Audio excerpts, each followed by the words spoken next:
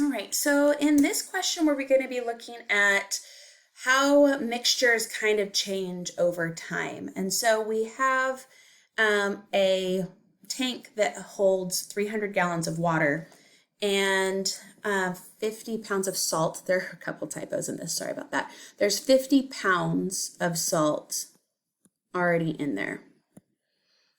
But then we start pumping in a brine solution. So I'm going to increase the pounds of salt, and then I'm going to stir this up.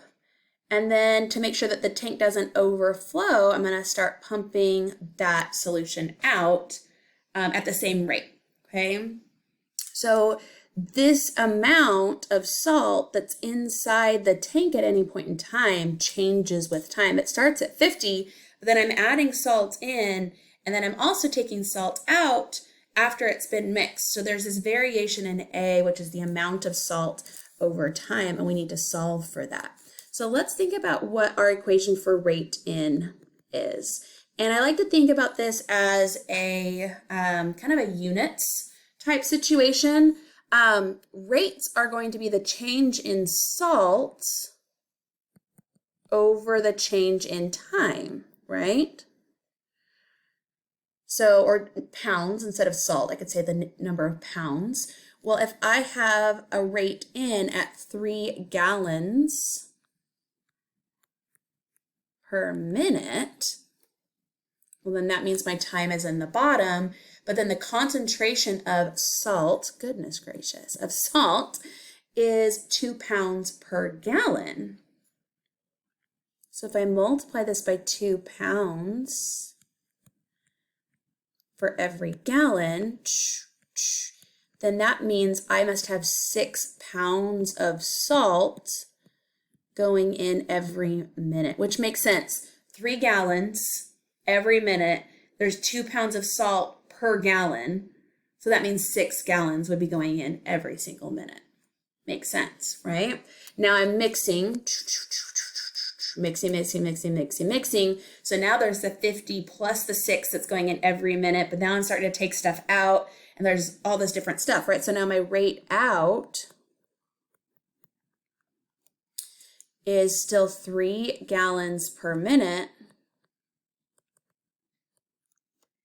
but it's A pounds of salt that changes with time out of 300 gallons of water. Like that's the ratio of pounds per gallon that's inside the tank. So this is going to be A over 100 pounds per minute here. All right, so then what does that mean? dA dt, the change in salt over time, must be equal to how much salt per minute is going in minus how much salt per minute is coming out. And so this is going to be our differential equation. We can't solve this one with separation of variables. Just can't do it, okay? So we're going to have to use a linear integrating factor. Let's rewrite this in linear form.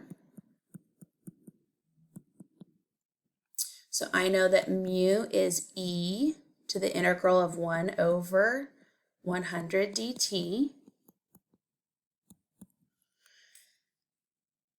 And so derivative with respect to time of e to the 100t times a, that product's derivative must be equal to 6e to the 1 over 100t.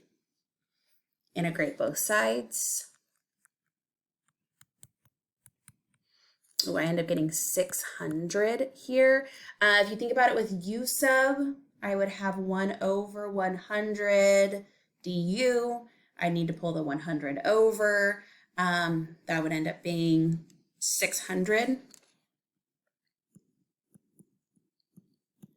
e to the 100 t plus c. And you can always check, right? If you take the derivative of the right-hand side, do you get that initial one, and you do 600 e to the 100t times 1 over 100, take the derivative of the chain, that composite piece, you get back to 6, dunsies.